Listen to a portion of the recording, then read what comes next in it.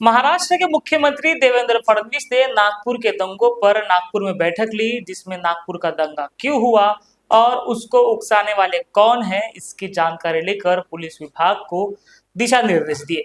इसके बाद मीडिया के सामने आकर उन्होंने बयान दिया कि जिन दंगाइयों ने पब्लिक का नुकसान किया उनसे नुकसान वसूला जाएगा। पैसे ना देने पर उनकी प्रॉपर्टी बेचकर पैसा वसूला जाएगा। ऐसी दो टूक बात राज्य के मुख्यमंत्री ने कही। ये जितना नुकसान दंगइयों ने किया है इसका पूरा हिसाब निकाला जाएगा और ये पूरा नुकसान उनसे वसूल किया जाएगा। और अगर वो नुकसान के पैसे नहीं भरते हैं तो उनकी प्रॉपर्टी को बेचकर ये नुकसान भरपाई की जाएगी। मुख्यमंत्री जी की भूमिका स्वागत योग्य है। दंगाइयों से नुकसान वसूला ही जाना चाहिए, क्योंकि सामान्य व्यक्ति बड़ी मेहनत से पैसे जमा कर अपनी प्रॉपर्टी बनाता है। उनका नुकसान ऐसा ऐरा गहरा दंगेबाज करे और उन पर कोई कार्रवाई ना हो, यह बर्दाश्त करने वाली बात नहीं है। जिन्होंने भी सामान्य पब्लिक का नुकसान किया हो, फिर चाहे वो कोई भी हो, उन पर सख्त कार्रवाई होनी चाहिए। ऐसा नहीं है कि सिर्फ दंगाइयों ने ही नुकसान किया है, बल्कि कुछ ऐसे वीडियो है जिसमें दिख रहा है कि नागपुर की पुलिस भी लोगों की गाड़ियां फोड़ रही है और लोगों की संपत्ति का नुकसान कर रही है। नागपुर दंगे के बाद नागपुर पुलिस ने जिन लोगों की गाड़ियां फोड़ी, जो वीडियो में दिख रहा है, और जिनका नुकसान किया, क्या उन पुलिस वालों को वेरीफाई कर संबंधित पुलिस से नुकसान भरपाई ली जाएगी? जब ये सवाल मुख्यमंत्री महोदय से लाइव टीवी भारत ने किया तो जवाब मिला, पुलिस को टारगेट करना गलत है, पुलिस का साथ दिया जाना चाहिए। सर, पुलिसचे काही व्हिडिओ व्हायरल झाले आहेत। सर, पुलिसचे काही व्हिडिओ व्हायरल झाले आहेत जिथे पुलिस जे आहे लोकांची गाडी फोडतात। सर, एक मिनिट, गाड्या फोडताना दिसलंय पोलिसांचे व्हिडिओमध्ये की पोलिसच गाड्या फोडते। आपण म्हटलं की दंगाईकडून पैसे वसूल करणार आहात, तर जे पोलिसांनी जे गाड्या फोडल्या त्याला काय व्हेरीफाय करून त्याच्यावर काही कारवाई होणार आहेत का? शेवटी जेव्हा अशा प्रकारची धावपळ असते त्यावेळेस पोलिसही दंडा घेऊन मागे पळत असतात, एखादा दंडा कुठे मारतात। याचा अर्थ पोलिसांनी गाड्या तोडल्या वगैरे असं म्हणणं योग्य होणार नाही। मला असं वाटतं की किमान या बाबतीत तरी विनाकारण पोलिसांना टार्गेट करणं अतिशय चुकीचं होईल। पोलिसांनी नीट काम याच्यामध्ये केलंय, पोलिसांनी मार खाल्लेला आहे, त्यामुळे पोलिसांची बाजू आपण घेतली। ये बात बिल्कुल सही है कि नागपुर के पुलिस ने बहादुरी का काम किया, नागपुर के हालात संभाले, इसके लिए उनकी वाहवाही भी करनी चाहिए। उन्होंने जो काम किया उनका कर्तव्य है और उन्होंने अपना कर्तव्य बड़ी बखूबी से निभाया। लेकिन लोगों की गाड़ी फोड़ना क्या उनका कर्तव्य है? क्या गृह विभाग इसकी इजाजत पुलिस को देता है? मुख्यमंत्री जी ने कहा कि उस समय हालात भगदड़ के थे, एक हाथ डंडा पुलिस ने मारा होगा, लेकिन जब पुलिस कॉम्बिंग ऑपरेशन कर रही थी तब हालात भगदड़ के नहीं थे। पुलिस आराम से लोगों के गाड़ियों पर डंडे बरसा रही थी, जो वीडियो में दिख रहा है, और यह वीडियो पुलिस के पास भी मौजूद है। तो क्या ऐसे पुलिस वालों पर कार्रवाई नहीं होनी चाहिए जिन्होंने जानबूझकर सामान्य लोगों के संपत्ति का नुकसान किया? क्या पुलिस जब संपत्ति का नुकसान कर रही थी तब क्या पुलिस कर्मियों को पता था कि जो वो गाड़ी फोड़ रहे हैं वह दंगाइयों की संपत्ति है? मुख्यमंत्री जी का ऐसा मामलों में पुलिस को संरक्षण देना क्या यह बताता है कि पुलिस वाले ऐसी घटनाओं के दौरान जो मन में आए वो करे? क्या पुलिस को लोगों का नुकसान करने का अधिकार है?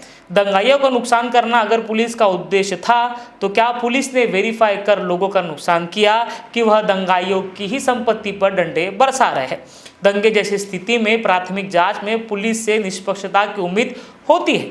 नागपुर के पुलिस कमिश्नर निष्पक्ष है, यह उम्मीद हम कर रहे हैं, लेकिन क्या उनका संपूर्ण अधिकारी वर्ग निष्पक्ष है? ये बड़ा सवाल है। नागपुर दंगों में दोनों पक्ष का नुकसान हुआ। महल और हंसापुरी में एक पक्ष का नुकसान हुआ तो इसी हंसापुरी के पास 300 मीटर पर इमाम खान मस्जिद के पास दूसरे पक्ष का भी नुकसान हुआ। वहां पर भी पत्थर बरसाए गए और चुन चुनकर दूसरे पक्ष की गाड़ियों को टारगेट किया गया। क्या इस घटना में यह बताया गया है कि दंगाइयों में दूसरे पक्ष को भी गिरफ्तार किया गया? क्या कई खबरें ऐसी चली जहां पर इमाम मस्जिद के पास जिनका नुकसान हुआ और जिन्होंने उनका नुकसान किया उन पर दंगा करने का मामला दर्ज हुआ? शायद कहीं ये खबर नहीं चली। तो क्या इमाम मस्जिद के पास जिन्होंने तोड़फोड़ की, आग लगाई, क्या वह दंगाई नहीं है? उन पर कितनी धाराएं लगाई गई, यह बड़ा सवाल है। क्या यह एक तरफा कार्रवाई नहीं है? ये भी बड़ा सवाल हम पूछ रहे हैं। मुख्यमंत्री जी के मुताबिक नागपुर का दंगा इंटेलिजेंस फेलियर नहीं है, वही आयत लिखी चादर जलाई गई, ऐसा वीडियो एडिटेड करके लोगों को उकसाया गया, ऐसा मुख्यमंत्री जी का मानना है। लेकिन मुख्यमंत्री जी ने यह स्पष्ट नहीं बताया है कि क्या हरी चादर जलाई गई उसमें कलमें लिखी गई थी या नहीं। वही जिन पर धार्मिक चादर जलाने का आरोप है उनके कृत्यों को सरकार सही मान रही है क्या, ये भी सवाल खड़ा हो रहा है। शायद बजरंग दल के कार्यकर्ताओं ने जो हरी चादर जलाई उसको नागपुर पुलिस शायद सही ही मान रही है, और शायद यह मान रही है कि उस चादर पर कलमें नहीं लिखी गई थी। इसलिए बजरंग दल के कार्यकर्ताओं को जब बेल मिलती है तो नागपुर पुलिस उसका विरोध नहीं करती और उसके विरोध में ऊपरी अदालत में नहीं जाती। नागपुर की साइबर पुलिस ने सोशल मीडिया पर 17 तारीख को जिन्होंने वीडियो चलाए और जिस वीडियो से लोग भड़के उनकी तफ्तीश कर उन पर कार्रवाई कर रही है, और पुलिस का यह मानना है कि यह सारी घटना सोशल मीडिया पर वायरल किए गए डॉक्टर यानी एडिटेड वीडियो के कारण हुई। लेकिन सवाल तो यह खड़ा हो रहा है कि अगर बजरंग दल ने इस आंदोलन में हरी चादर जिसमें आयत लिखी गई है ऐसा एक पक्ष दावा कर रहा है, उसे ना जलाया होता तो क्या नागपुर का माहौल खराब होता? ये बड़ा सवाल यहाँ पर खड़ा हो रहा है।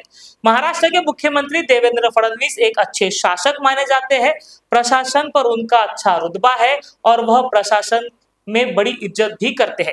इसलिए प्रशासन के आला अधिकारी देवेंद्र जी के कायल है, लेकिन कई बार देवेंद्र जी की अच्छाई का फायदा प्रशासन उठाती है। उसके दो उदाहरण पास के ही काल के हैं।